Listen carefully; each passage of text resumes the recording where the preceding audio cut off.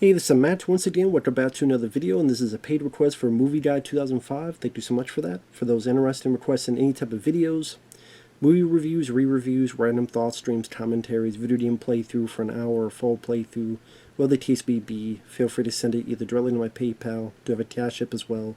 The links are down below in the info box, and I will get to it as soon as I possibly can.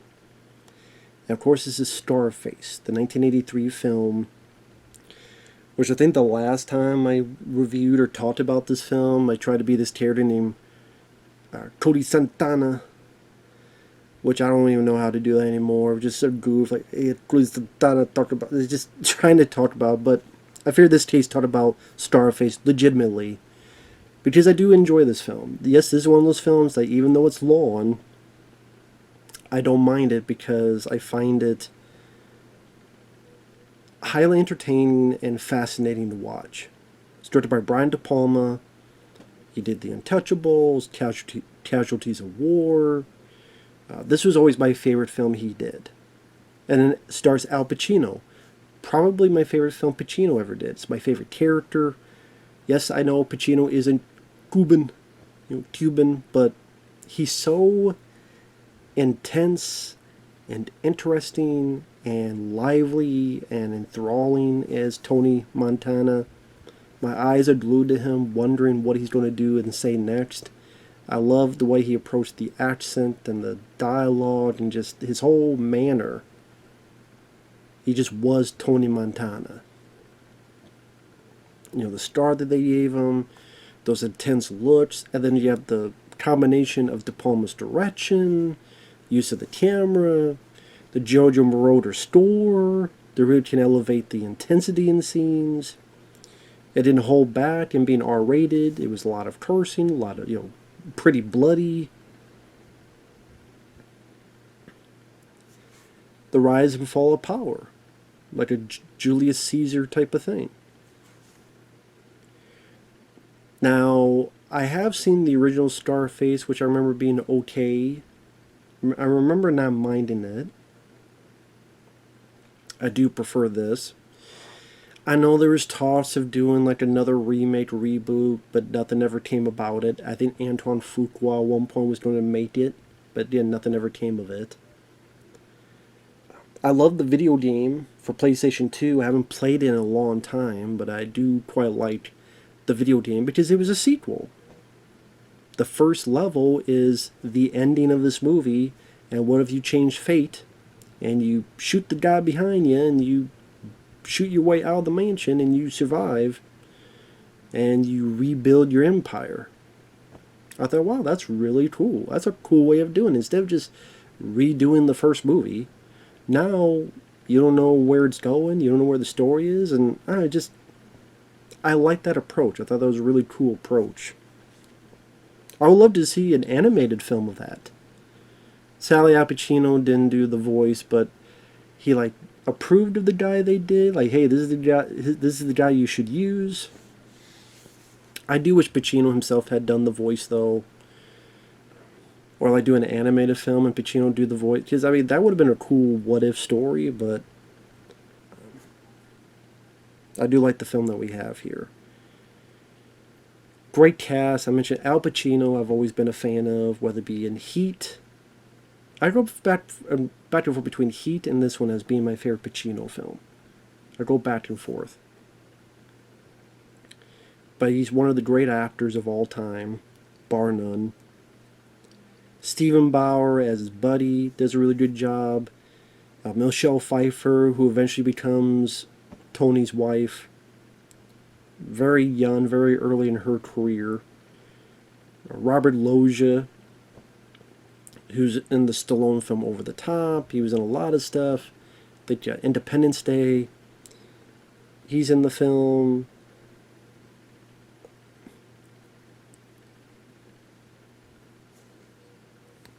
Even funny enough, the very beginning, after you have that cool Giorgio Moroder, which I like Giorgio Moroder. He's a very good composer.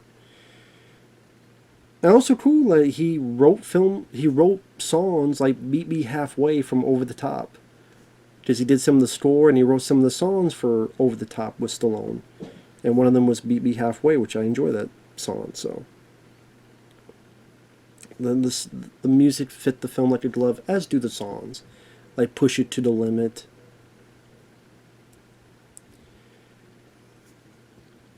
And it just has this energy, this lively energy, which makes sense because the movie's about cocaine and the cocaine business, which I thought that was the right idea, because there was talks of doing it a period piece again, but we've already had that, again, De Palma would do that with the Untouchables and do that fairly well. So I think with the cocaine business, it actually fit better for what it was trying to accomplish.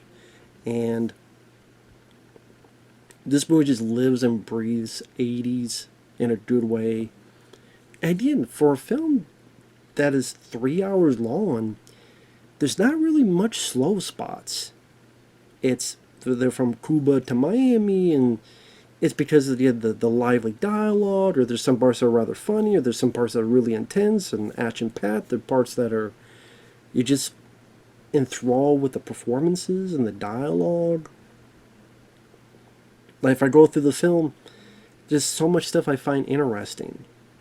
Like when Tony Montana's being interrogated and you hear the voices, one of them is Dennis Franz, who will later be in NYPD Blue and Die Hard 2, and one of them is Charles Durning, who's been in quite a few films, some stuff with Burt Reynolds, among other stuff. So interesting that some of the actors were dubbed of the cops that are interrogating Tony. And yeah, I love Pacino's performance. I love his attitude. Where'd you get this beauty star? Eating pussy? What the fuck's wrong with this guy? Eating pussy? How would go get that? By eating pussy. Or when they're going to the center that the refugees are going to be held, and talking to his buddy, Stephen Bauer, going, well, did you tell him what I told you? Yes, I did, Tony. What do you say? I said it was in sanitation. Sanitation. Yeah, I told what you told me. No. You're supposed to tell me you in a sanitarium, not sanitation. No, you didn't say that. No, sanitarium. And just, I can't do the accent and such, but I just, all the ways and the lines. Oh, for a green card, I'm going to carve them real nice. And you really see this rise of this guy who wanted more and more, which was good for him to a point, until it then became much more of a Achilles heel, much more of a kryptonite for him. See, him wanting more instead of just being a peasant. Okay, here's this guy who tortured people and worked for Castro. Okay, don't stab him, kill him during this riot, get a green card. Okay, now we're working as dishwashers. F. Murray Abraham, who's working for some drug guys. No, we want more money, we want this and that.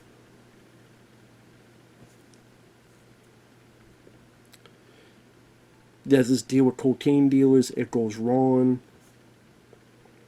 That's where you get that infamous scene where one of his buddies gets killed with a chainsaw. And it's ironic how apparently people like Martin Scorsese walked out. But the thing is, like, when you watch it, you don't see anything. It's all inferred, and it's all about the intensity. And the way the De Palma, who, of course, people always compare him to Hitchcock, but he knew how to build tension. He did that in Body Double, which I like that film. He did that in this movie, where you have the camera pull out, and you see Stephen Bauer in the car, waiting for any signal, but then we see that he can't hear anything, and, okay, that's what his point of view, so now, if we're asking, well, how come he doesn't notice, he doesn't hear it? No, we can see that he can't hear it. And then it pans back, and, oh, there's help, is right outside. Will he be able to make it in time? Will he be able to notice something's up? And the chainsaw goes to the guy who's tying the shower. But when it gets here, like the camera kind of goes here, So you just see like this and the guy's eyes reacting. And maybe see like a little bit of blood, but it is like Texas Chainsaw Massacre. You don't see a whole lot. But because the way it's made, you think you see more than you did. At least in that scene. Granted, the rest of the movie, I mean, is bloodier than Texas Chainsaw Massacre. The bullet hits. The "you die now, motherfucker," which is one of my favorite scenes, which I'll get to. But just a really good build-up. What don't you try? Stick your head up your ass and see if it fits. You die now. And again, even that scene with the guy with the chainsaw trying to escape and going out the window, and Tony have to run down the stairs and towards him, killing him in the street, get the yayo, get the hell out. Getting the drugs to Robert Loggia, then working for him. Time goes by. Robert Loggia does a good job as a guy who's a drug guy, but he's a guy that he does have some insight that if Tony listened to, he would have still be alive. Just the rules that Robert Loggia brings up. Don't underestimate the other guy's greed, but, don't get high in your own supply. But also,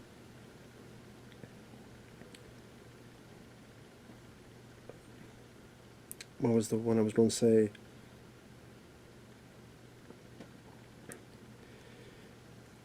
When people want everything and they try to get everything, they don't last too long. If you take it easy and you take it, low key, you'll last a lot longer. And that's really who Tony Montana was. I kind of look at it as a supernova. He burns twice as brightly, but he's going to last half as long. That's really what it was. He wanted the world Chico and everything in it. But he did not know when to stop. I know that there's featurettes about hip-hop artists really honing in on this movie. I think that's one of the aspects, is that you'll see people who get the fame and the glory and the success, but it's not enough. So they push it more, and they push it more, and push it more. And a lot of times it's self-destruction of some sort. Whether it's of some seemingly vile means, like the whole P. Diddy thing, which now that he got released and nothing happened, was all for fucking nothing. But his name is definitely tarnished.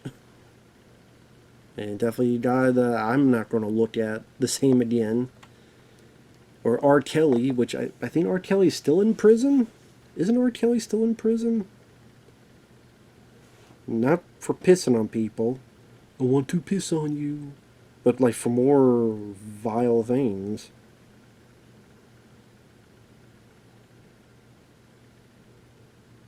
Hope I Don't Die in Jail. New song from jail. 2025. Sentenced to 20 years following Chicago investigation. Well, there you go.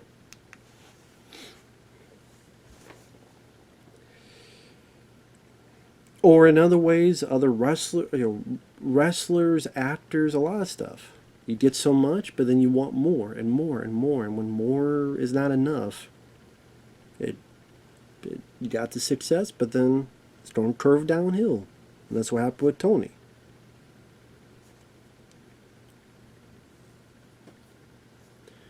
He started not trusting his best friend, Stephen Bauer. He started using cocaine. He started being more paranoid and blaming others for stuff he did, and getting himself in thicker and thicker water until it was just too late.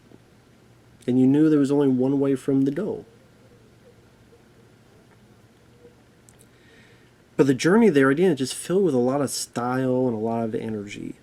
And the lines, the deep credit to Oliver Stone, who worked on the script. Pacino looking at Michelle Pfeiffer and You got to look in your eye like you haven't been fucked in a year. Or, Manny, when you get the money, you get the power. And when you get the power, you get the women. This place is like a big pussy just waiting to get fucked. All I have in this world is my word and my balls, and I don't break them for no one. Well, he says, and I break them for no one, to be fair.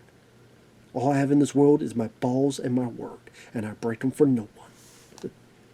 I bury those cockroaches. Just so much stuff that he says and the ways he says it, just because of his energy, because of his vibe, because of just his gun-ho, make it or break it attitude, just become such a memorable persona. And you see his rise. He talks to the big guy, Sosa. Not Sammy Sosa, but the drug guy, Sosa. Found out Murray Abraham. And again, stuff that they really push. They push it with the violence. At one point, at NC-17 or an X rating. I think an X rating. And then when they let you know, they finally got it. But I think De Palma just released the uncut version anyway. Just, fuck it, now it's out there. I think something like that happened. So you have guys hung out of helicopters and stuff like that. Robert Loggia thinks he's overstepping it, so tries to get him killed. Again, really good scene at the club where you have the build-up, the people with the guns, the tracking shot, where Pacino sits, all the reflections of him. When the shooting starts happening, the quick push-ins, pushing Pacino's face, pushing over here, trying to get people's tension rising. You know what a hasset is? It's a pig that don't fly straight. Ain't that right, Frank? Kills some, succeeds, and you get the montage, push it to the limit. Success, business. Would have been nice to see a little bit more of him at the height of his power. Because we see a montage, and then as soon as he gets to the top, almost right as soon as we see him at the top, then he starts, as soon as the montage is done, then he's on the downhill. So maybe we'll like to have seen a little bit more of him at the top and things are going well, and like a little bit longer of that. But yeah, overdoes it. Again, stops trusting his friend, starts treating Michelle Pfeiffer more like shit, being more paranoid, costing more, putting more money for surveillance, things getting worse and worse, until eventually just Ted, he has to do this deal where he's supposed to kill this journalist who's going to write this expose. And then unbeknownst to Tony, the guys with going to bomb the car, there's a wife and kids in there. And Tony didn't know this. And I love how Tony, just the way he keeps verbally fucking with this guy. You big man, huh? You killed 2 kids and a woman? Fuck that. And it's ironic that what got him killed was the one kind of moment of morality that he had. It's ironic that the most human thing he could do to save a woman and 2 kids who were innocent, that's what ended his, that's what, in a weird, it's weird, he does bad things, and afterward he does bad things. He's coked up, he kills his buddy because his buddy's with his Pacino's sister.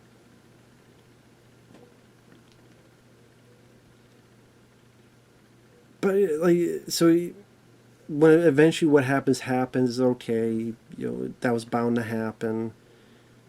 But it's just one of those things that's why sometimes people can almost admire or like Tony Montana, because of that kind of code that when he was sober, he wouldn't screw anybody over, he wouldn't mess anyone over, he wouldn't backstab anybody, he's not going to kill a wife and 2 kids.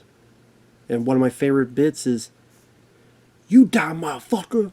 Just the way he says it, and his face, and it's like, bah, and the big bloody headshot. To me, that's such a important moment. Because after that, he sealed his fate. And now they don't go after him. Another moment I liked is when he gets back to his mansion after what happened with Stephen Bauer's character. He regrets it. He sits down and he's like doing this. He's like, why did I do that? How the fuck did I do that, man? How the fuck did I do that? Fuck. That there's a sense of regret there. Now, granted, he don't get what's coming to him, you know. But at the same time, I do like that there's a sense of regret, because not every movie would do that. They would just forget about it or not worry about it. But I like that sense of, you know, this was his friend, this was his like brother from another mother for the longest time, and this is why you don't get high in your supply. And then the regret.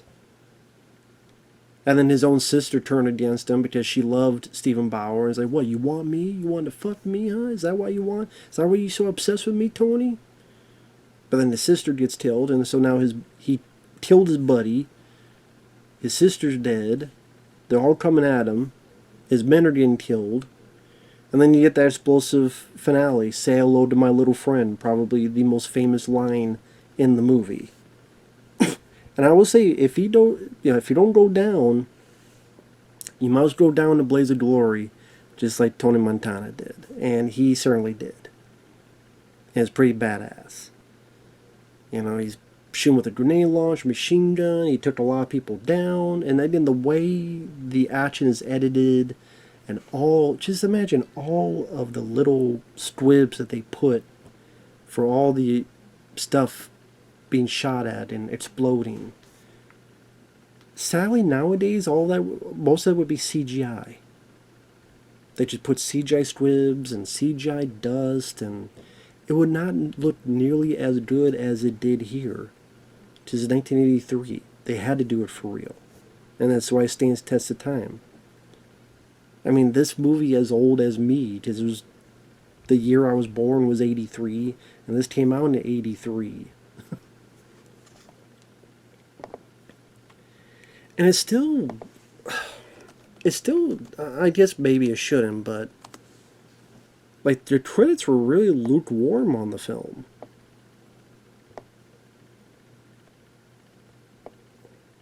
And eventually then he's, "You need a fucking armor to take me. How about that, huh?" They shoot him, one guy shoots him in the back, he falls to his death.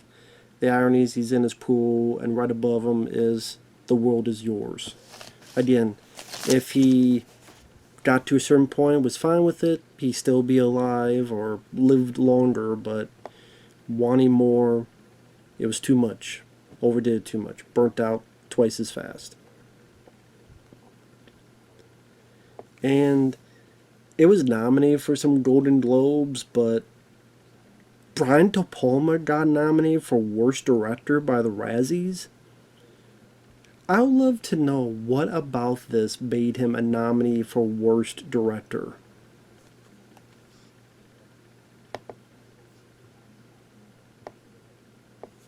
Nominees for Worst Picture: The Lonely Lady, Hercules, that's the one I think with Lou Ferrigno, Jaws 3D, Stroker Ace, and Two of a Kind.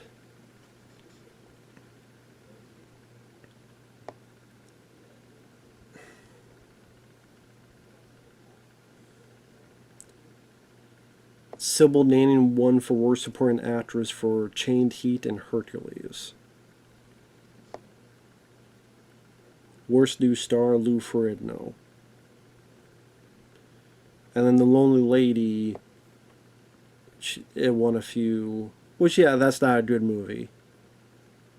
But yeah, Superman 3 was nominated for Worst Musical Score? Really? Superman 3?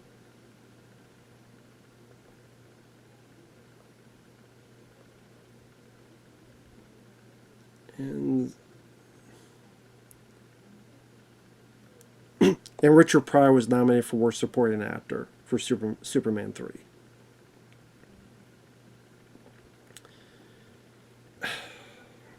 Fuck the Razzies. How about that? Fuck the Razzies. They also nominated John Carpenter's The Thing for Worst Musical Score, Ennio Morricone score. Yeah, for anybody to say this would be a nomination for Worst Direction, with all due respect, you fucking idiot.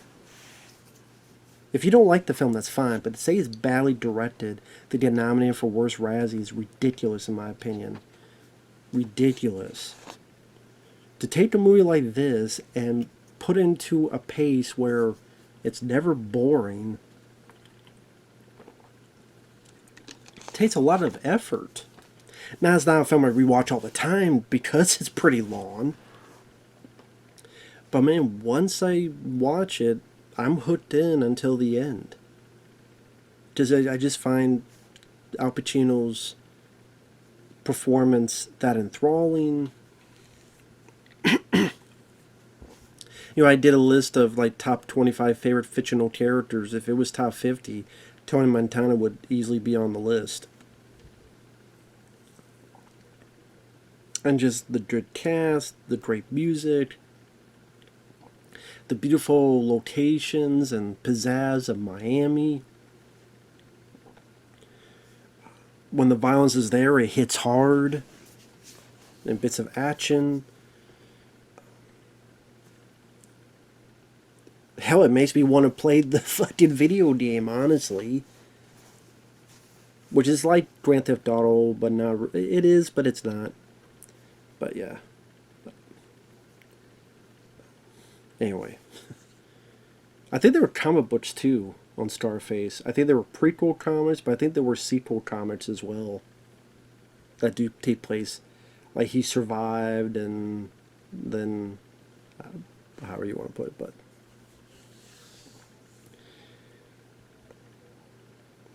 Yeah, I don't know what else to say. I mean, one more to be said about Scarface that hasn't been said before. It's a classic. It's a lot of fun to watch, and it still holds up to this day, in my opinion. So, with that said, thanks for watching, and we'll see you guys later. Bye-bye for now.